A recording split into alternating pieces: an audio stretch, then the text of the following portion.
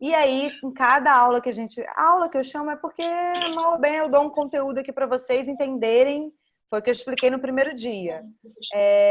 Um pouquinho de nutrição, tá? Para vocês começarem a saber por que vocês comem dessa forma, a ter uma relação mais leve com a comida. Esse é o meu grande ensinamento. Quem não puder ficar até o final, vai ficar gravado. Quem não assistiu também, as meninas que não puderam vir, acho que a Isa é aniversário dela, né? Possivelmente ela não vai estar aqui. Mas aí também, depois, quem quiser rever, também depois ver com calma, e eu vou dar para vocês esse material de PDF, tá? Então, por que eu gosto de começar o nosso encontro sempre com esse tema? Porque eu acho que é o principal. A gente tem que começar a entender, começar pelo início, vamos dizer assim, começar pelo começo, começar pelo básico. Então, a gente sabe que não dá para fugir 100% dos industrializados. E quando eu falo industrializado, gente, não necessariamente é aquele mais trash, né? Que a gente sabe, todo mundo sabe que não é interessante comer um biscoito recheado, um Cheetos, uma Ruffles, um refrigerante, mas eu digo assim, um pão, um iogurte, um queijo, que são alimentos que mal ou bem estão aí no nosso dia a dia. Então, entender, ler rótulo é super importante. E uma coisa que eu quero chamar a atenção de vocês, que isso aí fica muito claro para mim, é que os pacientes, as pessoas normalmente, elas se preocupam muito com caloria e esquecem, não sei nem se eu falei isso da outra vez, viu, Beta?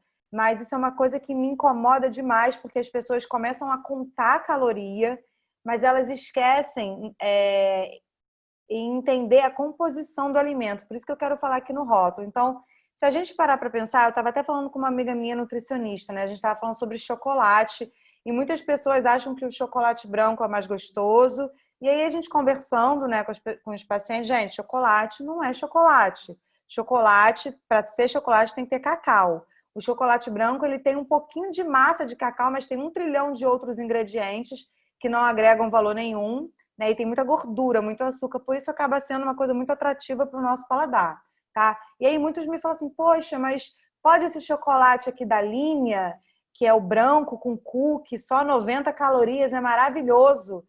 E esse aqui que você está me mandando eu comer tem 150. Nossa, não é melhor esse aqui que eu acho até mais gostoso?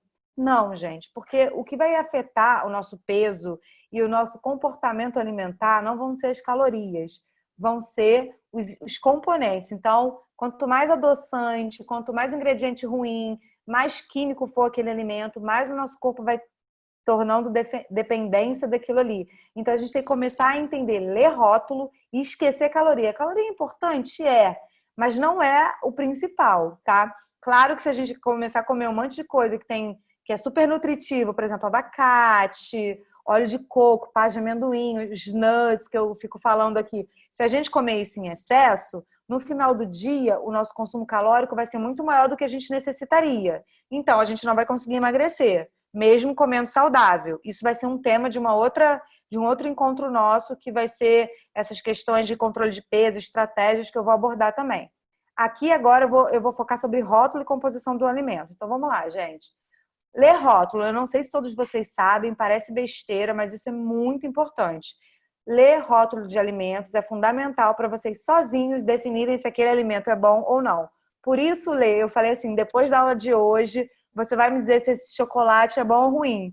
Eu nem vi, tá? Eu nem vi a composição. A gente pode ler juntas depois. No final, você mostra e o grupo todo fala se é bom ou não é.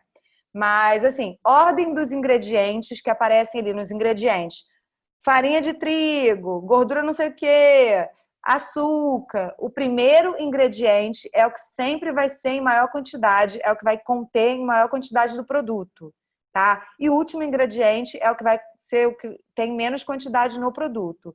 A nossa legislação, a Anvisa, ela permite que a gente classifique um pão como sendo um pão integral, um biscoito integral, ele tendo pelo menos somente 1% de farinha de trigo integral naquele alimento. Então, tem 1% de farinha de trigo integral, a gente pode classificar como alimento integral. Só que acaba sendo o que a gente na nutrição fala, que é um falso saudável. Então, às vezes, a gente acha que está arrasando comprando um pão da Vic Bold, Plus Vita. Existem linhas dessas marcas que eu estou falando que são legais, que vocês vão ver que a farinha de trigo integral é o primeiro ingrediente. Mas a maioria dele, um outro pão que estava super na moda, que um monte de gente me perguntava, era aquele artesano. Se vocês lerem, ele é uma delícia, né? Se vocês olharem, né, a composição alimentar dele, vocês vão ver que a farinha de trigo integral, se existir, está lá para o final. O que vem? Farinha de trigo enriquecida com ferro e ácido fólico. Aí depois vem gordura de palma, aí depois vem açúcar, gordura vegetal de não sei o quê. Aí começa a vir um monte de nome estranho. Então, daí você já pode entender que esse alimento não é um alimento tão interessante. Então, cuidado com o que o marketing passa para vocês. Nesfit, Belvita, como é que tem uns aí que a gente, nossa, porque é integral, tá falando que é fit. Cuidado também quando a gente lê no rótulo e gasta dinheiros e dinheiros com alimentos sem glúten, sem lactose, mas eles não têm esses ingredientes que na nossa cabeça a gente entendeu que precisa consumir isso para fazer dieta, tá? Então, e aí acaba esquecendo, acaba não lendo, nossa, é sem glúten, é sem lactose, mas aí quando você vai ler, por exemplo, vou dar um exemplo de pão, que é o que a gente mais gasta dinheiro no sem glúten, né? Quando a gente vai ler, tem açúcar pra caramba, tem maltodextrina, que é um tipo de açúcar horroroso para o nosso organismo. Tem um montão de coisa que a gente acaba não percebendo, só fica naquela parte. É sem glúten, é sem lactose, tem poucas calorias, vou nele. Mas às vezes é mais interessante você consumir um pão 100% integral, que vai ser 100% de farinha de trigo, vai ter mais 2 ingredientes, 3 ingredientes, do que aquela quantidade toda de ingredientes. Então, a gente precisa começar a entender que a indústria, às vezes, pode enganar a gente. Tá? Então, tem que tomar cuidado com isso. Outra coisa, leite de coco em pó. Leite de coco é super saudável, dá pra gente fazer em casa. Mas a maioria dos leites de coco em pó que a gente encontra no mercado é cheio de maltodextrina. A maltodextrina, normalmente, é o segundo ingrediente. Lembre, é aquele açúcar ruim. Então, às vezes, a gente está gastando muito dinheiro comprando uma coisa que não faz bem para a nossa saúde e pagando super caro. Outra coisa que eu gosto de dar exemplo é o tal do iogurte. A gente vê um monte de iogurte proteico, com whey, com não sei o quê. Esse aqui deve ser melhor. A gente paga quase R$ 10 num produto desse. E aí, quando a gente vai ler o rótulo, é cheio, ó. Quantidade de ingredientes, número 3, 4, nomes complicados. É cheio de ingredientes. Tem mais de 3, 4 ingredientes. E começa a ter um monte de nome que vocês nem entendem o que é, já sabe que aquele alimento ali é super industrializado.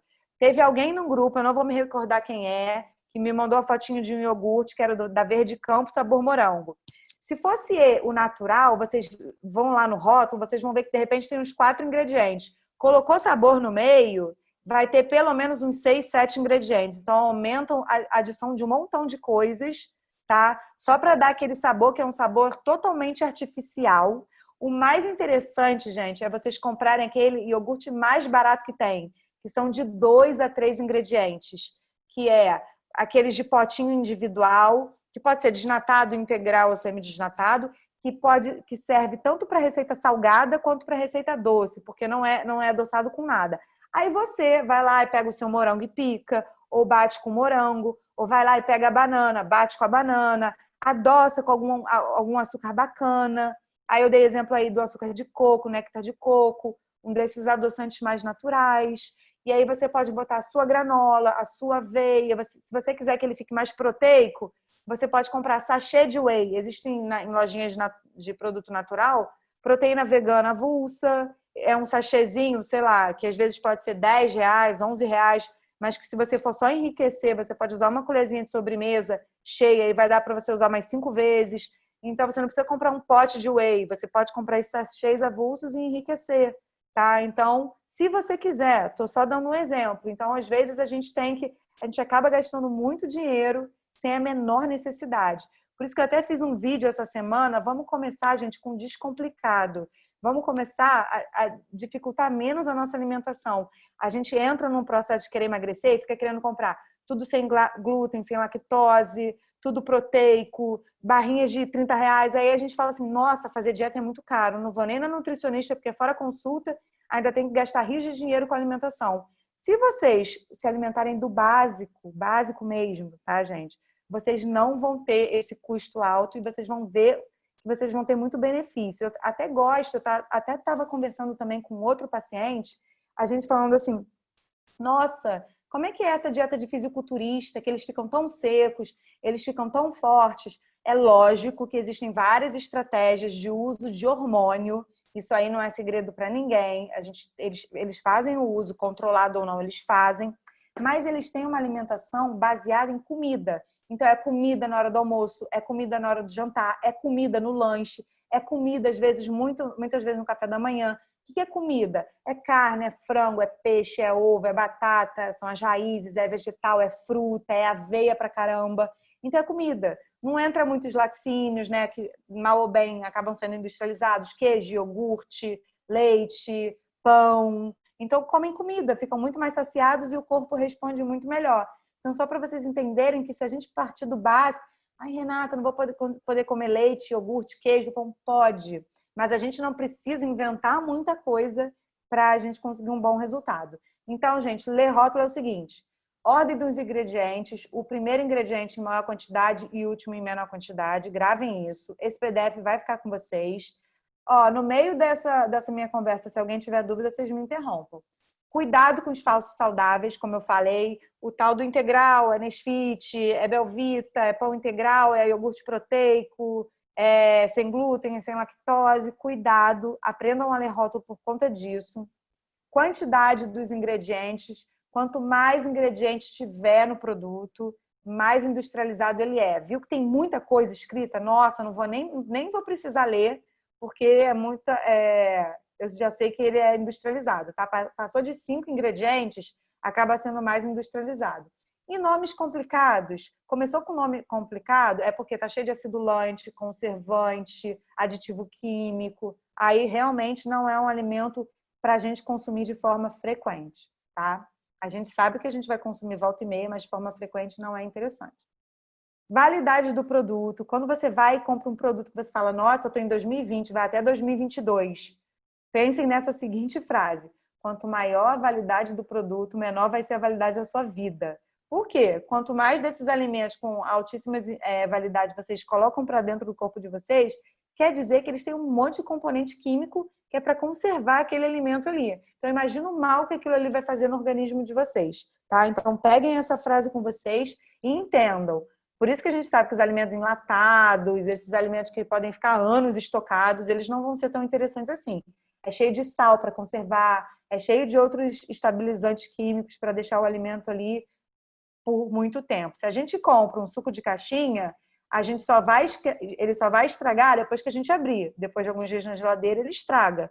Se a gente pega uma água de coco e abre, ela vai estragar em 2 dias, 3 dias na geladeira. Aquele suco de uva integral, que é mais natural, se ficar muito tempo na geladeira, também vai estragar. Se a gente deixar um suco natural na geladeira, além de perder nutrientes, ele vai passar. Então, é mais ou menos nessa levada, tá? Embalagem dos produtos é outra coisa também, tá, gente? Por exemplo, alimentos enlatados, alimentos em Tetra Pak, aquela caixinha de alumínio, né? É cheio de metal pesado, tá? Então, alumínio, principalmente o alumínio, tanto na lata quanto nessa Tetra Pak, né? Tetra Pak, não sei. É um metal tóxico para o nosso corpo. E os metais tóxicos, o contato com metal tóxico, eu já consegui descobrir por que alguns pacientes não estavam emagrecendo, porque a gente fazia uma alimentação, a parte hormonal estava ok, eles faziam uma atividade física, mas não conseguiam baixar peso. Quando a gente ia identificar, era porque cheguei a pedir metais pesados, né, dosar metais pesados no exame de sangue, e a pessoa estava totalmente intoxicada. E aí essa intoxicação vai desde um peixe que a gente consome, cheio de mercúrio, que é o nosso salmão, é o frango cheio de antibiótico, é a carne vermelha cheia de toxina, são os alimentos que vêm já nessas embalagens que são cheios de alumínio, é o desodorante que a gente usa que é cheio de mercúrio, de alumínio também, produto de limpeza, enfim, é tudo, tá, gente? Então a gente tem que tentar maneirar, são os alimentos que a gente não consegue comprar orgânicos, que vão ter os agrotóxicos, então isso tudo vai intoxicando o nosso corpo. Por isso que às vezes a gente fazer algumas estratégias de anti-inflamatórias, antioxidantes, são importantes para a gente tentar fazer com que o nosso organismo responda de uma forma melhor. Tem coisas que a gente não tem como sair, mas a gente pode tentar, a panela que a gente usa, o utensílio que a gente usa, tudo isso vai dizer o quanto que a gente está consumindo desses metais pesados na nossa alimentação, tá? E essa aqui é uma dica que eu dou para vocês, que é o aplicativo Desrotulando. Quem ainda não sabe disso, baixe esse aplicativo. Esse aplicativo é gratuito. Vocês podem lá tirar foto do produto no mercado, eles dão uma avaliação se esse queijo é bom, se esse iogurte é bom, se esse leite é bom, se esse pão é bom, por que que não é, pelo código de barra, ou então vocês não estão no mercado, querem botar o nome do produto ali para saber se ele é bom, eles vão achar. É elaborado por nutricionistas, por isso que é super confiável. Tá? Eles têm Instagram, pode seguir eles no Instagram, que eles também estão dando sempre dicas interessantes, comparando as marcas de iogurte, as marcas de tapioca, as marcas de pão. Então, eles são bem interessantes, vale muito a pena vocês baixarem. Quem pode, já baixa logo. Então, em relação a rótulo, é isso. Alguém tem alguma dúvida? Porque agora eu vou falar da classificação dos alimentos. Posso continuar? Tá. Eu tenho Show. só uma dúvida.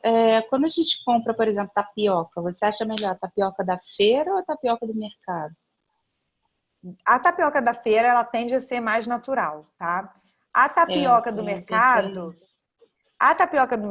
vocês têm que ler rótulo, porque hoje em dia é isso que eu ia falar também. Tem algumas tapiocas que tem mais de 4 ingredientes. A tapioca só tem que ter água e mandioca, tá? Só. No máximo tem mais um que agora não vem na minha cabeça, mas são só 2 ingredientes. Passou disso, a indústria já está começando a industrializar os produtos ao ponto de aumentar a validade, baratear o custo do produto para eles. E aí a pessoa leiga, tapioca meu nutricionista pediu, fala que é bom, é interessante consumir, vai lá e compra. Então, olhar o rótulo da tapioca também. E depois eu já até fiz um post lá no meu Instagram falando das melhores marcas, tá? Depois eu posso até ver para vocês. Mas isso aí é uma coisa também. Qualquer produto, viu, gente? Leia rótulo. Independente. Então, a melhor da feira. Né? A melhor da feira, na dúvida da feira. Deixa eu te perguntar rapidinho. Eu já baixei esse Desrotulando aqui. Aí o alimento que tiver nota 100 é porque ele é totalmente confiável, é isso? Só para eu entender. Isso. Ah, porque eu já tô olhando aqui, tipo, amendoim torrado sem sal, já tá com uma nota 100 aqui. Então eu posso ir lá e comprar esse alimento que com certeza já é garantido que o rótulo tá 100%, é isso? 100%, exato. Ai, maravilhoso. Esse aplicativo é totalmente confiável. Amei. Tá bom, tá bom. Tá? É a Tati que tá falando, né? Porque você tá fechada. Sou eu. Tá, Sou eu, Tati. Tá bom. Mais alguém, gente? Ou vamos para a segunda etapa? Posso ir? Tá.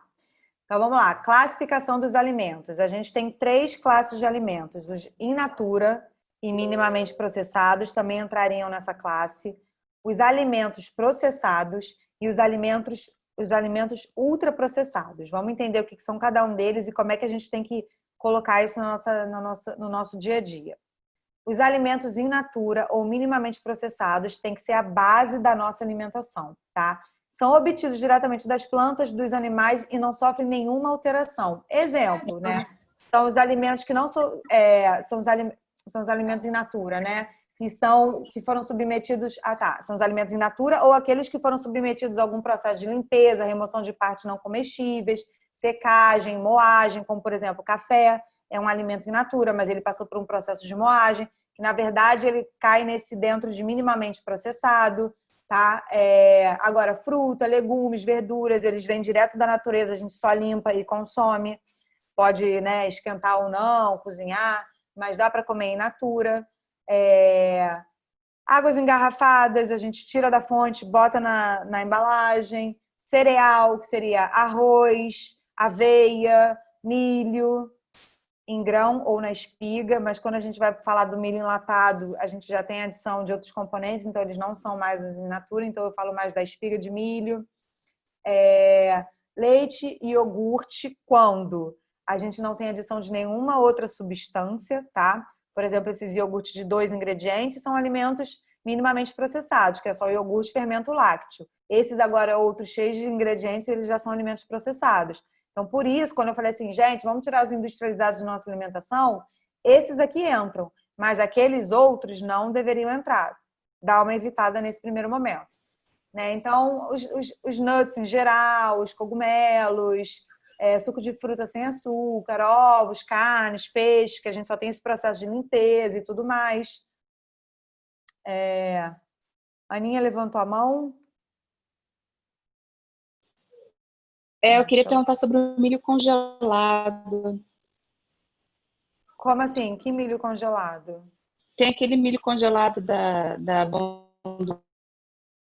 Bonduelle, Que vem ervilha, Teocido, sei lá milho. como é que fala. É milho, isso, mas tem só o milho. Eu assim, eu prefiro do que o em lata, né? Que eu acho que tem menos coisa, né? Eu não Eu sei esses acho. vegetais congelados, assim. Então, depende da marca. Eu acho, assim, você sempre tem, quando a gente processa já possivelmente eles devem fazer um processo de branqueamento desses vegetais, né? Para não ter perda de Sim, nutriente, são né? branqueados, são. Mas eu não sei se tem, se não tiver adição de nada, for só congelado, não tem problema nenhum. A gente só vai ter, claro, que não 100% das vitaminas e minerais presentes ali. Mas por passar por um processo de branqueamento, a gente consegue ter ainda ser um alimento com valor nutritivo ok, não tem problema. É só ver se nesse congelado, eu não vou saber te dizer, tem adição de mais algumas coisas para manter em conserva ou é só o processo de congelamento mesmo? Porque às vezes colocam Tá, ácido beleza. cítrico, colocam algumas outras coisas assim. Só você olhar, depois você pode até compartilhar lá no grupo. Vi aqui no Desrotulando que o milho verde congelado da Swift é nota 100. Aí, ó, a galera já tá usando o desrotulando, isso aí, tá? Gente, ó, macarrão, um exemplo. Macarrão ou massas feitas somente com água e farinha. Só tem 2 ingredientes, só foi a água e a farinha. Esses são alimentos minimamente processados. Agora, quando vai a adição de outros ingredientes, eles já acabam sendo processados, tá? Então, por exemplo, miojo é um exemplo de um alimento ultraprocessado, tem diversos nutrientes, nem é nutriente, né? Ingredientes ali, gordura, sal, farinha, 1 milhão de outras coisas. Então, tem 2 ingredientes só naquele produto, ou ele vai ser minimamente processado, ou ele vai ser in natura, né? Quando passa por um processo de moagem, de secagem, como é o caso do arroz, do feijão para ser embalado, dos grãos, como eu falei, o iogurte só com 2 ingredientes. Esses alimentos aí tem que ser a base da nossa alimentação, a base, nosso dia a dia. Os outros vão entrar, mas esse aqui tem que ser mais que 50% da nossa alimentação, tá? Podem ir interrompendo, nem sempre eu vou conseguir olhar a mão aparecendo. Vocês podem abrir o microfone e falar, Renata, tá? Agora, alimentos processados, a gente tem que limitar o consumo. Eles vão existir, mas a gente tem que fazer um certo equilíbrio. Que são produtos fabricados com adição de sal, açúcar, óleo, vinagre, tem mais adição de alguns componentes ali. Por exemplo, os enlatados e conservas, os extratos, o molho de tomate. Existem molhos de tomate que a gente pode até classificar como minimamente processados, que é só a polpa do tomate, o tomate pelado e mais alguma outra coisa. Tem algumas marcas que são bem legais, mas a maioria não é. Frutas em caldas não é, porque já tem adição de açúcar, já tem adição de sal, muitas vezes para dar uma estabilizada. Essas castanhas aí que a gente vê nas casas Pedro, caramelizadas, isso aí já acaba sendo um alimento processado. As carnes salgadas, que não são só carnes, elas passam por um processo de adição de sal. Então, isso aí a gente já começa a entender como alimentos processados. Os queijos e os pães também.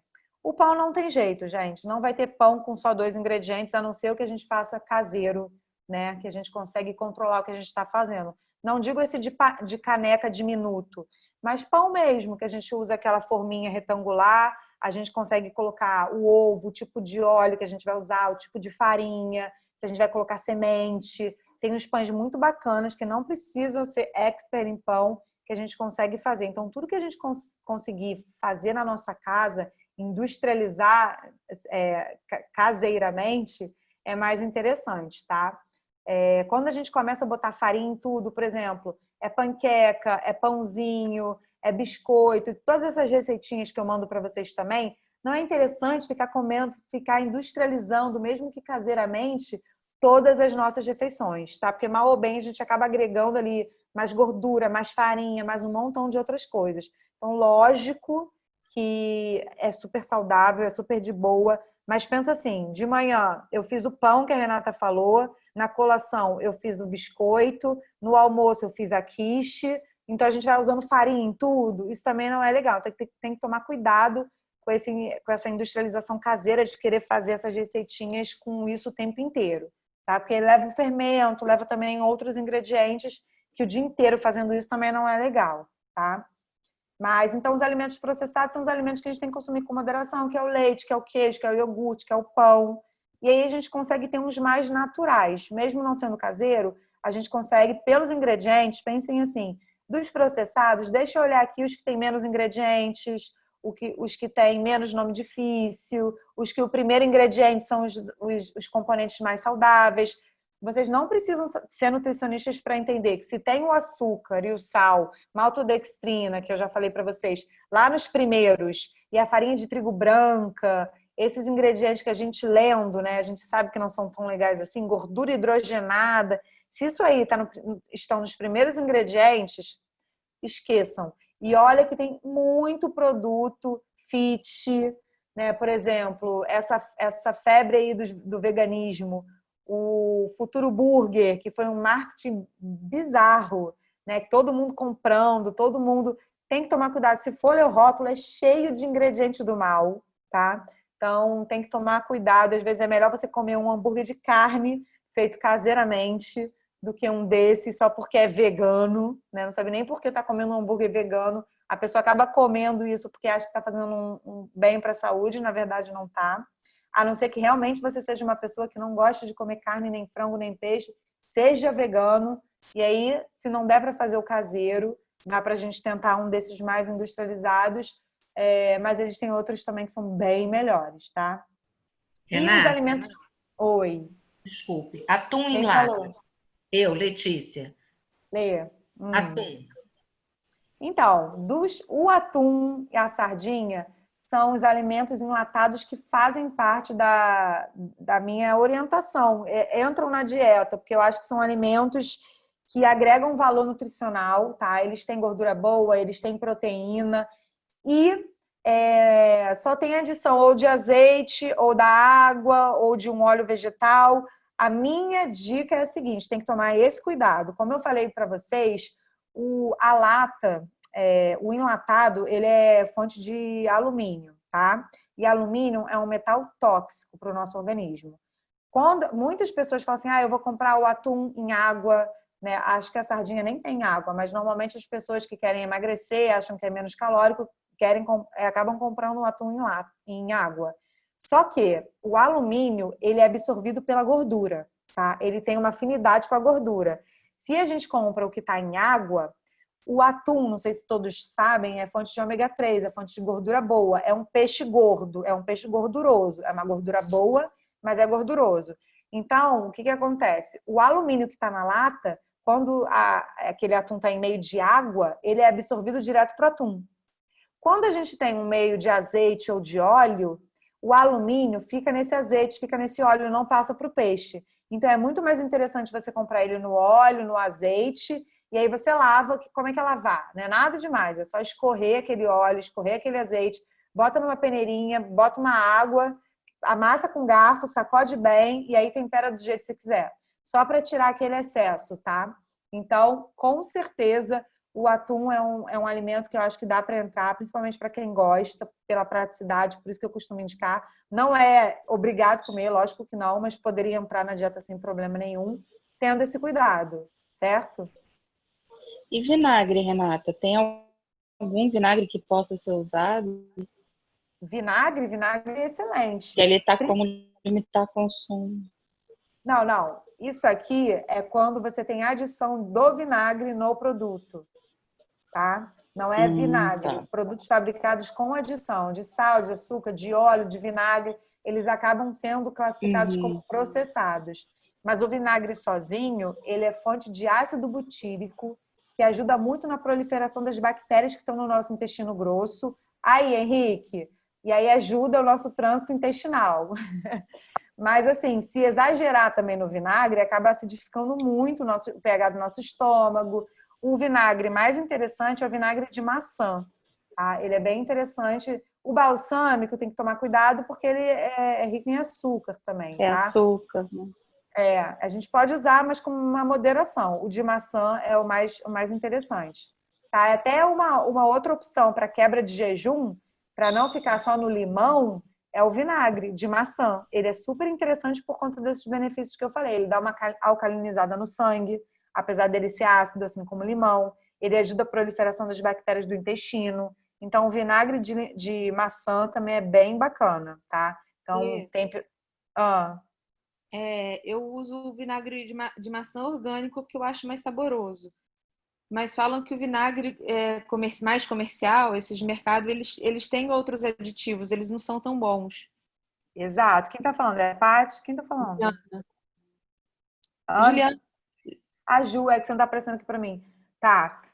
Exato, Ju. Tudo que for orgânico, gente, sem dúvida é melhor. Não tem dúvida, porque a gente vai estar bem mais livre. Claro, orgânicos confiáveis, né? Quando é do Zezinho ali que diz que é orgânico, a gente não tem como saber. Mas, no geral, aí entra naquele quesito, Ju. Pegou o vinagre, lê o rótulo, para saber se só tem o vinagre ali mesmo, né? Se tem um monte de adição de outras coisas. Realmente, acontece com a maioria, muitas marcas, isso. Existe um vinagre, gente, que eu encontro ele muito barato, que é a marca Rosane. Ele é orgânico, tá? E ele é só o vinagre mesmo, não tem adição de nada. Eu gosto muito dele porque eu acho que ele tem um custo-benefício muito bom. É menos de R$5, ele é orgânico e não tem adição de mais nada.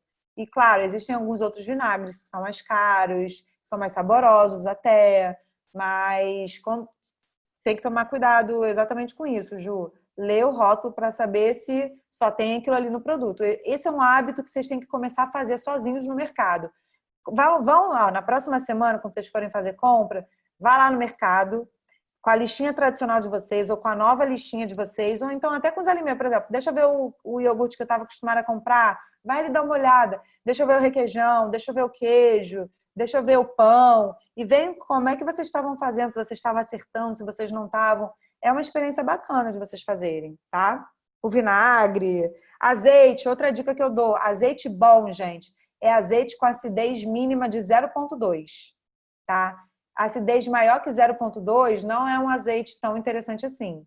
Então, comecem a olhar o grau de acidez do azeite que vocês estão comprando para saber se eles são realmente interessantes. E não confundem azeite com óleo de oliva. São coisas totalmente diferentes, tá? O óleo de oliva a gente pode até usar para cozinhar. O azeite a gente usa para cozinhar ou para salada. Falando nisso, gente, gordura para cozinhar. Azeite extra virgem, ou virgem, para cozinhar não precisa, não tem esse problema. Óleo de coco, ou então um pouquinho de manteiga ghee, ou uma manteiga em pequena quantidade. Óleo de soja, óleo de girassol, óleo de canola, óleo de palma, qualquer outro tipo de óleo não é interessante, mesmo. E e outros óleos para a gente adicionar na nossa comida, então, são super antioxidantes, anti-inflamatórios. E aí eu também uso como estratégia, isso aqui é uma dica que eu vou dar para vocês a mais. Eu uso como estratégia até para controlar saciedade, controlar apetite, é o óleo de semente de uva ou óleo de abacate. Consumir uma colherzinha de sobremesa antes do almoço ou antes do jantar pode ajudar. Inclusive, até uma das estratégias que eu indico para quebra de jejum. Quando o almoço é a primeira refeição, quebrar o jejum consumindo uma colherzinha de óleo de semente de uva ou óleo de abacate é super bacana, tá? E também tem o óleo de gergelim, que também dá pra gente fazer adição na salada. Gergelim, para quem não sabe, é super fonte de cálcio, é bem legal. Então, por exemplo, pessoas que não consomem muito leites, iogurte, queijo, o gergelim, mas ele tem que estar triturado. Ou você tritura o grão do gergelim, ou você compra aquela pasta de tahine, ou você consome o gergelim de uma forma mais triturada para você conseguir boas fontes de cálcio, tá? Alguém ia falar alguma coisa? Eu só não ouvi direito, não peguei direito a parte do grau de acidez do vinagre. Você disse que quanto mais alto, melhor? Não, tem que ser no mínimo 0,2. Se for 0,4, 0,5, não é interessante. Não pode, se assim, 0,2 a gente não encontra com tanta frequência. Renata, rapidinho. Ah. É no máximo 0,2 ou no mínimo? Isso que eu fico confusa. No máximo. Acima de 0,2, gente, 0,4, 0,5, até vai. Passou de 0,5, já não vai ser um azeite legal, tá? Mas até 0,5, 0,4 entra. O ideal, quem conseguir achar, e a gente acha vários no mercado hoje, sem ser aqueles azeites milionários, né? Que tem azeite de R$100. Eles são maravilhosos, mas quem quer um azeite mais básico, tem grau de acidez até 0,2. Esse aí seria o ideal. Tá? Obrigada. Todo mundo entendeu isso? Tá. Oi, Beta, também? Foi. Obrigada. Tá. E, gente, alimentos ultraprocessados, evite o consumo sempre, mas é sempre mesmo. Ah, nunca vão comer isso na vida? Não, claro que vão. É numa festa, é numa viagem, é num evento, mas no dia a dia de vocês, tô aqui no meu trabalho, passou uma mulher com salgadinho, passou não sei quem com isso. Se vocês não se planejarem, eu sei que todo mundo faz isso, mas quando a gente se planeja, a chance disso não acontecer é muito maior. Vai acontecer? Claro, a gente não vai conseguir se planejar sempre, 100%. Mas se vocês já forem com essa cabeça, tiverem isso dentro da cabeça de vocês, vocês vão entender que esses alimentos não agregam nenhum valor nutricional, só coisa ruim. Quanto mais farinha de trigo... sabe a cocaína? Acho que todo mundo já ouviu falar nessa droga, né? Então, a gente sabe que tem um alto potencial de vício. Mas a cocaína, ela tem o mesmo grau de vício do que? Aí vocês vão entender por que a gente fica compulsiva. A farinha de trigo, o sal e o açúcar. Quanto mais a gente consumir os alimentos salgados, ou os alimentos com açúcar refinado, ou os alimentos com farinha de trigo, mais o nosso corpo vai se tornar dependente. Então, é uma compulsão. Imagina uma pessoa que se droga e fala assim, olha, a partir de amanhã você não usa mais. A pessoa vai ter abstinência, a pessoa vai ter efeitos colaterais. A mesma coisa, a partir de amanhã você não come isso, não vai ter. Vocês vão sentir abstinência, vocês vão ficar mal-humorados, estressados, a mão vai tremer. Então, a gente tem que ir tirando isso da nossa alimentação aos pouquinhos, mas que seja de forma consciente, entendendo, reduzindo. Aí, de vez em quando vai acontecer? Vai. Mas o que não pode é ficar naquele ciclo vicioso. É aquele ciclo que eu acho que todos nós já passamos. Quanto mais doce a gente come, mais a gente sente falta. Quanto mais pão e massa a gente come, mais a gente sente falta. Quanto mais açúcar sal a gente come, mais a gente sente falta. Outra coisa que vocês podem anotar aí no caderninho de vocês. Todos os alimentos. E isso, gente, eu sei que a maioria de vocês aqui tem filhos. Todos os alimentos, e principalmente alimentos de criança, destinado para crianças, tem um componente que é o pior componente da vida, que está associado com doenças neurológicas, Parkinson, Alzheimer, esclerose múltipla, esclerose lateral amiotrófica, hiperatividade, déficit de atenção, é o glutamato de sódio, que é adicionado nos alimentos para dar mais sabor. Sabe aquele salgadinho maravilhoso que a gente come, biscoito recheado, até biscoitos, por exemplo, eu não sei agora se tem, tá? Mas só para vocês entenderem. Aqueles biscoitos que são mais puxados no salgadinho, aquele Equilibra, por exemplo, que é um fit, acredito que ele tenha. Um biscoito creme cracker talvez tenha. Esses temperos prontos vão ter todos. Enfim, é só vocês lerem no rótulo. Viu? Glutamato de sódio, não consumam com frequência, certo? Então, anota esse nome. Comida japonesa tem muito também. Muito. O shoyu tem muito isso aí. Então, a gente tem que tentar evitar. A gente tem que... Aí foi o que eu estava falando para a Ana. Comer de vez em quando, ok. Mas tem pessoas que consomem todos os dias na hora que está fazendo uma saladinha, na hora que está fazendo um refogadinho ali na panela. Então, quer usar o shoyu, apesar de ser mais caro, porque tem um paladar voltado para isso, compra o shoyu de coco, que é o coco aminos. Hoje em dia vocês encontram em qualquer lojinha de produto natural. É mais caro? É mais caro, mas por ser mais caro também acho que vocês vão acabar usando menos. E abusem dos temperos naturais, gente. Que aí vocês vão desacostumando o paladar para essas coisas mais artificiais. Então, orégano, alecrim, manjericão, coentro, alho poró, pode ser o seco, pode não ser, cúrcuma, gengibre, pimenta, curry. Aí vocês vão vendo o que o paladar de vocês gostam mais e vai alho, cebola, salsinha, cebolinha, tudo isso vocês vão adicionando, tá? E aí vocês vão ver que a comida vai ficando com mais sabor e aí vocês vão sentindo menos falta desses outros temperos. Então, ó, formulações industriais com 5 ou mais ingredientes, principalmente se tiver muito sal, gordura, açúcar, aditivos químicos e realçadores de sabor. Realçadores de sabor é o glutamato, tá? Biscoito, sorvete, comidas prontas, bolos, cereais matinais, barrinha de cereal é um veneno. Existem algumas boas? Existem. Só que aí vocês vão ver que elas vão ser bem mais caras, tá? E mesmo assim, eu acho que não tem que ser um alimento do nosso dia a dia. Sopas prontas, temperos prontos, macarrão instantâneo, que é o tal do miojo que eu falei, refresco, refrigerante, achocolatado, iogurtes e bebidas lácteas adoçadas, maionese, produtos congelados, produtos prontos para consumo, que é a lasanha, hambúrguer, pizza, nugget, salsicha, enfim, tá? Então, isso aí a gente tem que tentar evitar. Quando eu falo pão aqui, são aqueles pães mais trashes. O nosso pão mais comum do nosso dia a dia entraria aqui nesses mais... Por exemplo, gente, pão francês, ele só tem farinha de trigo, sal e açúcar. Às vezes é mais interessante a gente comer ele do que comer esses pães integrais, falsos, cheios de outras coisas, tá? Então, tá com desejo de comer pão francês? Come uma vez na semana, mata aquele desejo de tudo ok. Não tem que ter terrorismo. Eu trabalho muito em cima disso, sem terrorismo. Agora, nesse desafio, a gente pode ficar sem, porque a gente está todo mundo querendo dar uma desinchada, uma desintoxicada, mas depois a gente tem que manter um equilíbrio, não tem jeito. E aí, se você não gosta, você não vai comer, e se você gosta, você pode achar um equilíbrio aí dentro da sua rotina, tá?